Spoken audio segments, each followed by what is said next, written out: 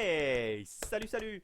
Donc, et bienvenue dans cette nouvelle petite série de vidéos sur les bases de numération. Alors, cette série sera portée sur un sujet qui appartient d'une certaine manière aux mathématiques. Donc, oui, vous m'avez sûrement entendu dire qu'il n'y avait pas besoin de faire des maths pour faire de l'informatique. Et ben ici, je vais vous présenter une petite exception. Voilà. Et peut-être que je vous en parlerai d'autres choses, mais ici donc je vais partir sur une des rares exceptions où les mathématiques peuvent être utiles à la compréhension tout simplement du système. Mais vous allez voir, ce ne sont pas des mathématiques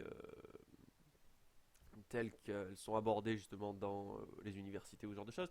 Là, ce que je vais vous proposer, c'est quelque chose d'extrêmement pratique.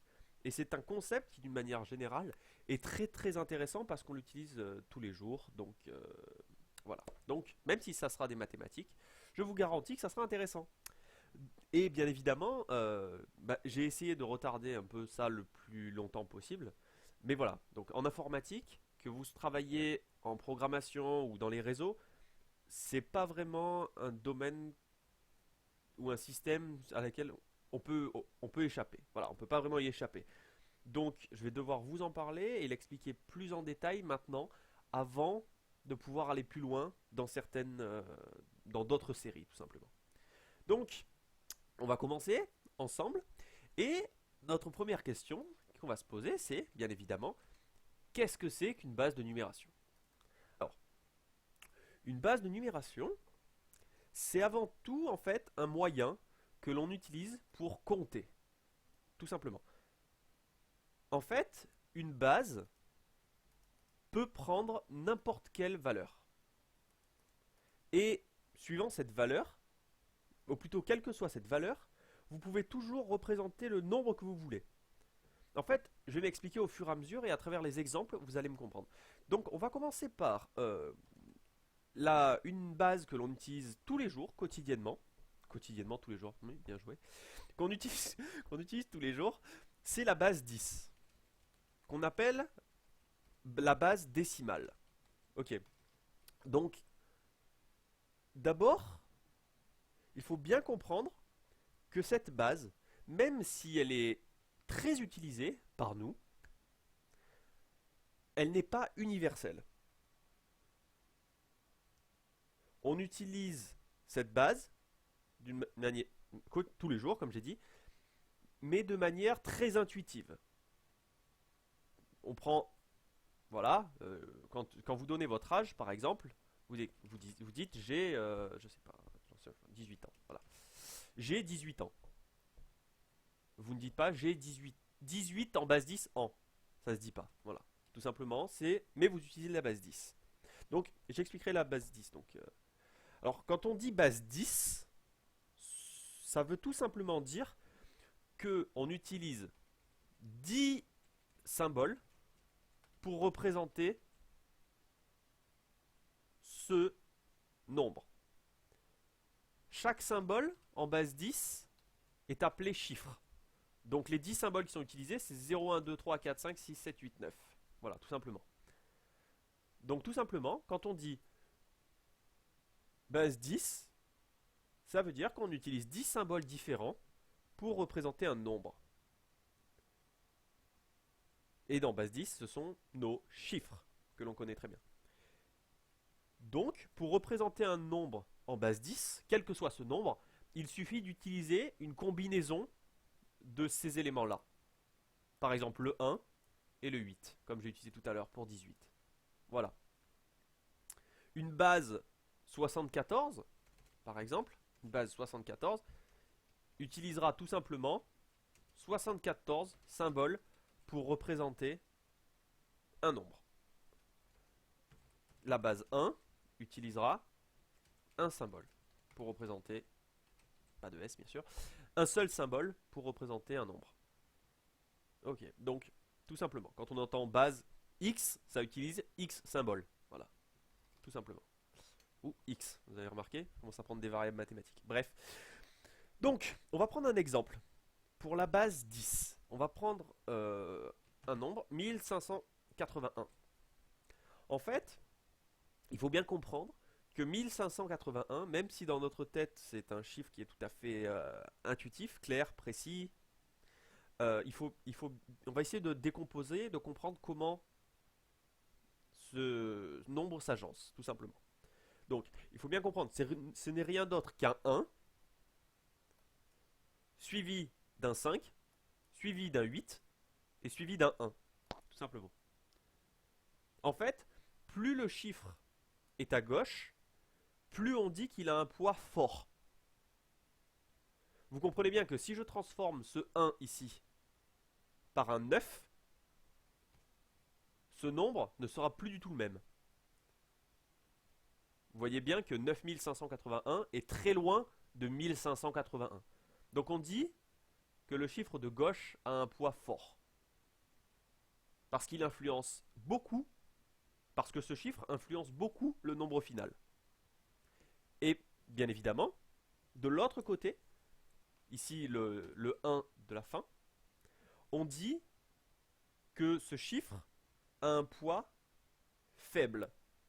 Pourquoi? Parce que, bien évidemment, si je change encore une fois ce 1 par un 9, j'aurai 1589 qui ne change pas beaucoup, tout simplement.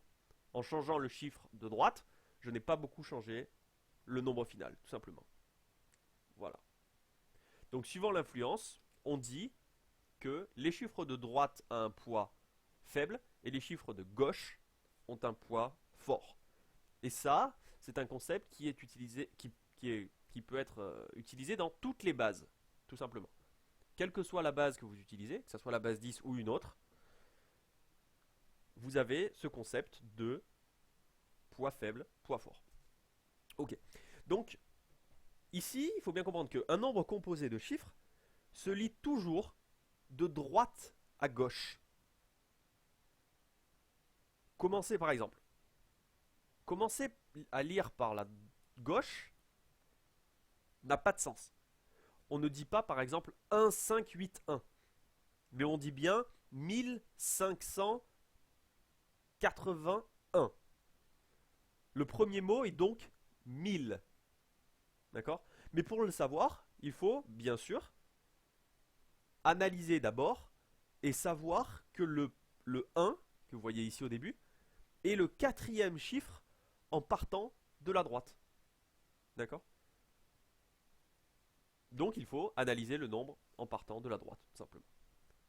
Donc à chaque nouveau chiffre, en fait, pour qu'il ait un sens, donc on doit multiplier sa valeur, la valeur de ce chiffre, par le nombre d'éléments dans sa base, élevé à la puissance de son emplacement par rapport à sa distance du premier chiffre en partant de la droite. Donc, en fait, en pratique, c'est très simple. Je vais vous donner un exemple. Donc. Et on a de la chance, au fait, parce que passer d'une puissance à une autre en base 10, c'est très simple. Il suffit d'ajouter un 0 à droite. Donc, bon, on va prendre cet exemple, et ici, je vais vous montrer un petit peu comment on peut agencer un nombre tel que celui-là. Donc, comme j'ai dit, on va essayer de le décomposer, et vous allez voir, ça va être très très intuitif. Donc, on va commencer par faire 1 multiplié par, donc comme j'ai dit tout à l'heure, 10 puissance 0. Oups, c'est comme ça. Ça a une certaine valeur. Donc, en fait, ici, c'est ce 1 là que je représente. C'est le nombre le plus à droite. Il est donc égal à 1, qui est cette valeur, multiplié par 10 puissance 0, c'est son emplacement en puissance de 10. Ici, il doit être puissance 0 pour gérer les nombres impairs, tout simplement pour l'objectif, c'est qu'il ait la valeur 1. J'expliquerai plus tard en détail pourquoi nous avons besoin de cet élément-là. Mais ici, donc, son emplacement, ici, sera considéré comme le chiffre numéro 0. Tout simplement, en partant de la droite. Donc, multiplier cette valeur par 10 puissance 0. 10 puissance 0, c'est 1. Voilà. Donc, on comprend bien que ce 1 là a la valeur 1, tout simplement. Et c'est quelque chose d'évident. Si ici je remplaçais par un 2, vous comprenez bien que ici ça sera 2. 2 fois 1, ça fait 2. Parce que 2 à droite a toujours la valeur 2, tout simplement. Voilà. Donc je vais récupérer ça. Ok, je vais récupérer le 1. Voilà. Donc ici par exemple, on va se retrouver avec autre chose. Alors, je vais récupérer voilà, je vais récupérer ça. Voilà. Après, donc ici je commence de la droite, hein. Donc ce 1 là, ça correspond à cette ligne là. Maintenant, le 8 ici. C'est tout simplement 8 multiplié par 10 puissance 1. 10 puissance 1, c'est 10. D'accord? Et donc c'est égal à 8 fois 10, 80. Et là, vous comprenez bien où je veux en venir. Et vous avez compris que ce calcul un peu qui peut paraître bizarre en premier abord est très intuitif. Pourquoi? Parce que vous comprenez très bien maintenant comment ça marche. 5 fois 100, 500. Et bien évidemment, ici, 1 fois 1000 égale 1000. Voilà. Donc en gros, et c'est comme ça qu'on le lit, si vous voulez. Donc, c'est-à-dire 1000 plus 500 plus 80 plus 1. C'est égal à 1581. Voilà. Et c'est pour ça qu'on le lit de cette manière-là. 1581. 1000, 581. Voilà. Donc on a analysé un petit peu comment fonctionnait la base 10 et comment on représentait un nombre, tout simplement. Mais donc ce qu'il faut bien comprendre, c'est que ce nombre, voilà, un nombre, quel qu'il soit, peut être représenté en utilisant absolument n'importe quelle base de numération. En fait, en tant qu'être humain, quand on ne donne pas de base de numération spécifique, comme j'ai dit tout à l'heure, euh, voilà, si j'ai 18 ans, on sous-entend toujours la base 10.